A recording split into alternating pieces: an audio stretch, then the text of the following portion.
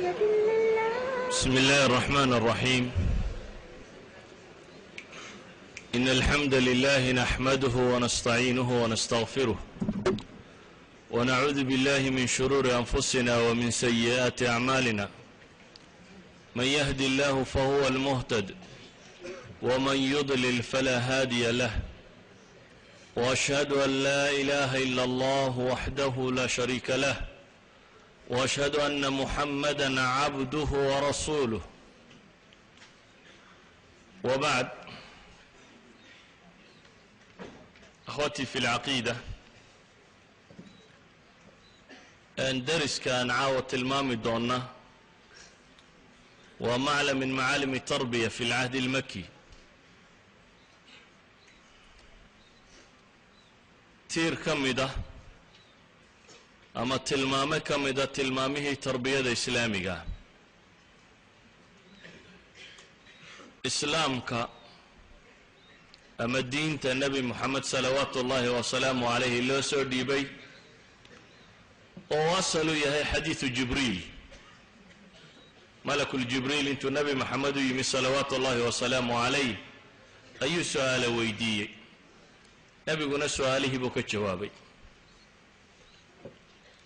xadiidkii bukhaari iyo muslimba ku yaalay wuxuu nebigu tilmaamay islaamku inuu arkaan shana leeyey, iimaanku inuu lix yahay iyo ixsaan. dabeetana nebigu wuxuu ku tilmaamay salawaatu ullaahi wasalaamu calayh kaasi wuxuu ahaa jibriil oo idinku yimi inuu diintiina idin baro. idan diintu xadiidkan bay ku koobantay ama usuusheedii uu ku dhan yahay. waxaan rabnaa inaan tilmaamno shay ka mida markaasi usuusha xadiidkaasi uu sheegayo oo ah arkaanul islaamka uu nebigu yidhi islaamku wuxuu ku dhisan yahay shan. midi waa laa ilaaha ila allah muxamadun rasuulu ullah ama kalimatu tawxiid aw shahaadatayn waa caqiida iyo arkaan camaliya oo afara. waxaan wax ka tilmaamaynaa marka kan rukun ka mida arkaantaasi camaliga ah, alaa wahiya asalaa. kama hadlayno salaada iyo waajibkeeda, salaada iyo arkaanteeda, salaada iyo waxay ku asaxdo, salaada iyo muhimadeeda, laakiin waxaan tilmaamaynaa sida ay muhim ugu tahay bulsho muslima dhisideed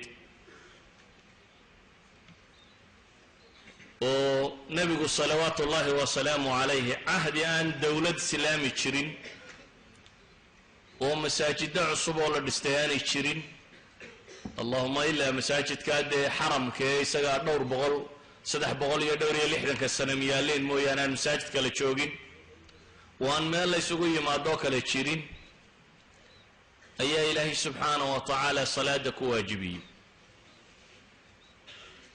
ta macnaheedu waxa weeyaan salaadu inay tahay waxa abuura bulshada muslimka ah. waxa in badan dadka maanta ay ka fakarayaan xagga gaalaa jirto, xagga gaalaa jirto, halkan waxbaa la isku garaacaya, maadaa nacmal bay dadku isweydiinayaan. waxayn leenahay arkaantii islaamka ama dadka muslimiintaa dhisaysay baa u baahan inaynu dib u milicsano. waxaa u baahan inaynu dib u milicsano salaadaas. waa asaas bay u tahay baynu leenahay takwiin alumma alislaamiya. walidaalika iyadoo aan arkaanta kale la waajibin baa ilaahay salaad waajibiyey. waxaa intaasi dheer nebi moxamed salawaatu ullaahi wasalaamu calayh markay naftu ka sii baxaysay ugu dambaysayna waa wuxuu dardaarmay. yacni qofku marka uu dhimanayo ee uu og yahay inuu dunida tan ka tegayo ee uu isleeyahay dadkii uu ka naxayay u dardaaran, waxa uu dardaarmaa waxa ugu weyne uu isleeyahay dadka uga sii tag. nebi moxamed salawaatu ullaahi wasalaamu calayhi wasiyaadkiisii ugu dambeeyey, bale naftu markay ka sii bixi doonto wasiyadu lahaa asalaa asalaa wamaa malakat aymaanukum, sida xadiidka abi daawuud iyo keyrkiiba sheegayaan, sheekh albani saxiixa ku tilmaamayo. asalaa asalaa waa wuxuu nebigu ku dardaarmay oo ugu sii dambeeyey. salaada waa shaygaasi mansiladeeda aynu wada naqaano nusuus badan iyo axaadiis aada u tiro badani ku soo aroortay ilaa xad culimmadu ay tilmaamaan arkaanta kale dhulkaa lagu waajibiye meel bini aadam gaadho halkii ugu sarraysay markuu nebi moxamed marayay salawaatu ullaahi wasalaamu calayh in la soo faray leylat lmicraaj haddaynu dib ugu noqonno qur'aanka makiga ah waxaynu dareemaynaa inay salaadu ka mid ahayd waxyaabihii tawxiidka la socday waxaynu dareemaynaa inay ka mid ahayd waxyaabihii nebiyadii hore ilaahay subxaana wa tacaala uu soo faray sideedaba arkaantan shanta ahi haddaad nusuusta qur-aankaa dib ugu noqoto waxay ka mid yihiin diimihii samada ka soo degay waxyaabaha ay wadaagaan intooda badani hadday xajtay hadday soontay hadday salaatay hadday zake tahay kayfiyaadkeedun baa kala gedisnaa